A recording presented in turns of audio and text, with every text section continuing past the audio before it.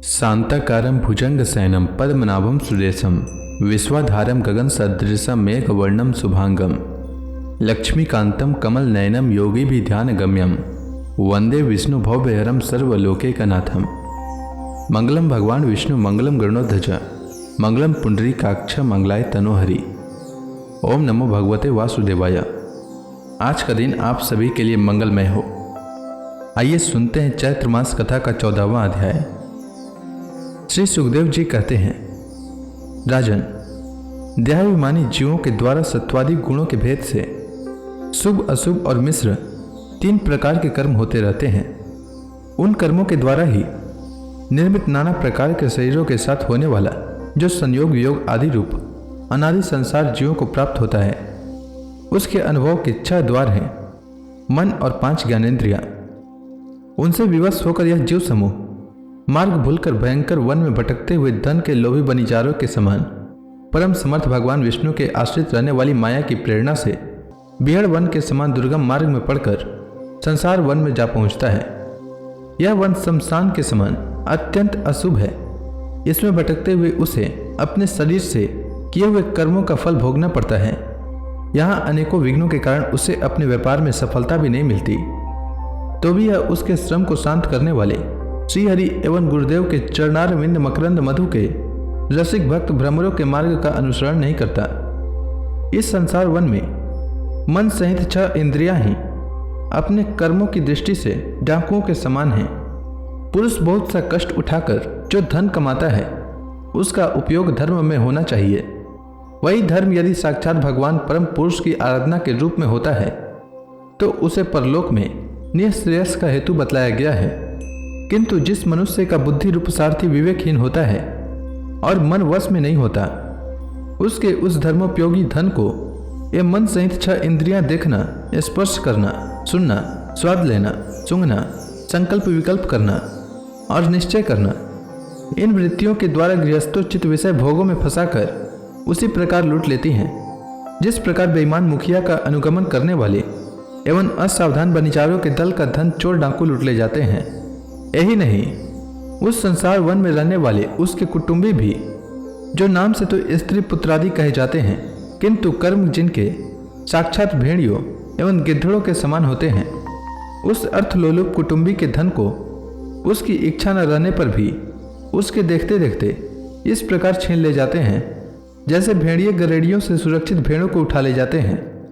जिस प्रकार यदि किसी खेत के बीजों को अग्नि द्वारा जला न दिया गया हो, तो प्रति वर्ष जोतने पर भी खेती का समय आने पर वह फिर झाड़ झकाड़, लता और तृण आदि से गहन हो जाता है, उसी प्रकार यह गृहस्थाश्रम भी कर्म भूमि है। इसमें भी कर्मों का सर्वथा उच्छेद कभी नहीं होता, क्योंकि यह घर कामनाओं की पिटारी है। उस गृहस्थाश्रम में आसक्त हुए व्यक्ति के धन रूप बाहरी प्राणों को डांस और मच्छरों के समान नीच पुरुषों से तथा टीड़ी, पक्षी, चोर और चूहे आदि से क्षति पहुंचती रहती है। कभी इस मार्ग में भटकते भटकते यह अविद्या, कामना और कर्मों से कुलुषित हुए अपने चित्त से दृष्टि दोष के कारण इस मृत्यु लोक को, जो गंधर्व नगर के समान असत है, सत्य समझने लगता है। फिर खान पान और स्त्री प्रसंग आदि व्यसनों में फंसकर मृग तृष्णा के समान मिथ्या विषयों की ओर दौड़ने लगता है। कभी बुद्धि के रजोगुण से प्रभावित होने पर सारे अनर्थों की जड़ अग्नि के मल रूप सोने को ही सुख का साधन समझकर उसे पाने के लिए ललायित हो इस प्रकार दौड़ धूप करने लगता है, जैसे वन में जाड़े से ठिठुरता हुआ पुरुष अग्नि के लिए व्याकुल होकर उन्मुख पिशाच की ओर उसे आग समझकर दौड़े। कभी इस शरीर को जीवित रखने वाले घर, अंजल और धन आदि में अभिनिवेश करके इस संसार रण्य में इधर उधर दौड़ धूप करता रहता है। कभी बवंडर के समान आंखों में धूल झोंकने वाली स्त्री गोद में बैठा लेती है, तो तत्काल रागांध सा होकर सत्पुरुषों की मर्यादा का भी विचार नहीं करता। उस समय नेत्रों में रजोगुण की धूल भर जाने से बुद्धि ऐसी मलिन हो जाती है कि अपने कर्मों के साक्षी दिशाओं के देवताओं को भी भुला देता है। कभी अपने आप ही एकाध बार विषयों का मिथ्यात्व जान लेने पर भी अनादि काल से देह में आत्मबुद्धि रहने से विवेक बुद्धि नष्ट हो जाने के कारण उन मरुमरीची का तुल्य विषयों की ओर ही दौड़ने लगता है। कभी प्रत्यक्ष शब्द करने वाले उल्लू के समान शत्रुओं की और परोक्ष रूप से बोलने वाले झिंगुरों के समान राजा की अति कठोर एवं दिल को दहला देने वाली डरावनी डांट डपट से इसके कान और मन को बड़ी व्यथा होती है। पूर्व पुण्य छीन हो जाने पर यह जीवित ही मुर्दे के समान हो जाता है, और जो कारस्कर एवं काकतुंड आदि जहरीले फलों वाले पाप वृक्ष हो, इसी प्रकार की दूषित लताओं और विषैले कुओं के समान है, तथा जिनका धन इस लोक और परलोक दोनों के ही काम में नहीं आता, और जो जीते हुए भी मुर्दे के समान है, उन कृपण पुरुषों का आश्रय लेता है। कभी असत पुरुषों के संग से बुद्धि बिगड़ जाने के कारण सुखी नदी में गिरकर दुखी होने के समान इस लोक और परलोक में दुख देने वाले पाखंड में फंस जाता है। जब दूसरों को सताने से उसे अन्न भी नहीं मिलता, तब वह अपने सगे पिता पुत्रों को अथवा पिता या पुत्र आदि का एक तिनका भी जिनके पास देखता है, उनको फाड़ खाने के लिए तैयार हो जाता है।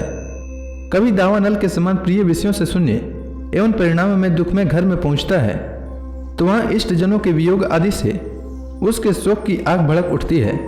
उससे संतप्त होकर वह बहुत ही क्षीण होने लगता है। कभी काल के समान भयंकर राजकुल रूप राक्षस इसके परम प्रिय धन रूप प्राणों को हर लेता है, तो यह मरे हुए के समान निर्जीव हो जाता है। कभी मनोरथ के पदार्थों के समान अत्यंत असत पिता पितामह आदि संबंधों को सत्य समझकर उनके सहवास से स्वप्न के समान क्षणिक सुख का अनुभव करता है। गृहस्थाश्रम के लिए जिस कर्म विधि का महान विस्तार किया गया है, उसका अनुष्ठान किसी पर्वत की कड़ी चढ़ाई के समान ही है। लोगों को उस ओर प्रवृत्त देखकर उनकी देखा देखी जब यह भी उसे पूरा करने का प्रयत्न करता है, तब तरह तरह की कठिनाइयों से क्लेशित होकर कांटे और कंकड़ों से भरी भूमि में पहुंचे हुए व्यक्ति के समान दुखी हो जाता है। कभी पेट की असह्य ज्वाला से अधीर होकर अपने कुटुंब पर ही बिगड़ने लगता है। फिर जब निद्रा रूप अजगर के चुंगल में फंस जाता है, तब अज्ञान रूप घोर अंधकार में डूबकर सुने वन में फेंके हुए मुर्दे के समान सोया पड़ा रहता है। उस समय इसे किसी बात की सुधि नहीं रहती। कभी दुर्जन रूप काटने वाले जीव इतना काटते तिरस्कार करते हैं कि इसे गर्व रूप दांत जिनसे यह दूसरों को काटता था वह टूट जाते हैं। तब इसे अशांति के कारण नींद भी नहीं आती, तथा मर्म वेदना के कारण क्षण क्षण में विवेक शक्ति क्षीण होते रहने से अंत में अंधे की भांति यह नरक रूप अंधे कुएं में जा गिरता है। कभी विषय सुख रूप मधु कणों को ढूंढते ढूंढते जब यह लुक छिप कर परिस्त्री या परधन को उड़ाना चाहता है, तब उनके स्वामी या राजा के हाथ से मारा जाकर ऐसे नरक में जा गिरता है जिसका और छोर नहीं है। इसी से ऐसा कहते हैं कि प्रवृत्ति मार्ग में रहकर किए हुए लौकिक और वैदिक दोनों प्रकार के कर्म जीवों को संसार की प्राप्ति कराने वाले हैं। यदि किसी प्रकार राजा आदि के बंधन से छूट भी गया, तो अन्याय से अपहरण किए हुए उन स्त्री और धन को देवदत्त नाम का कोई दूसरा व्यक्ति छीन लेता है, और उससे विष्णु मित्र नाम का कोई तीसरा व्यक्ति झटक लेता है। इस प्रकार वे भोग एक पुरुष से दूसरे पुरुष के पास जाते रहते हैं, एक स्थान पर नहीं ठहरते। कभी कभी शीत और वायु आदि अनेकों आदि देविक, आदि भौतिक और आध्यात्मिक दुख की स्थितियों के निवारण करने में समर्थ न होने से यह अपार चिंताओं के कारण उदास हो जाता है। कभी परस्पर लेन देन का व्यवहार करते समय किसी दूसरे का थोड़ा सा दमड़ी भर अथवा इससे भी कम धन चुरा लेता है, तो इस बेईमानी के कारण उससे वैर ठन जाता है।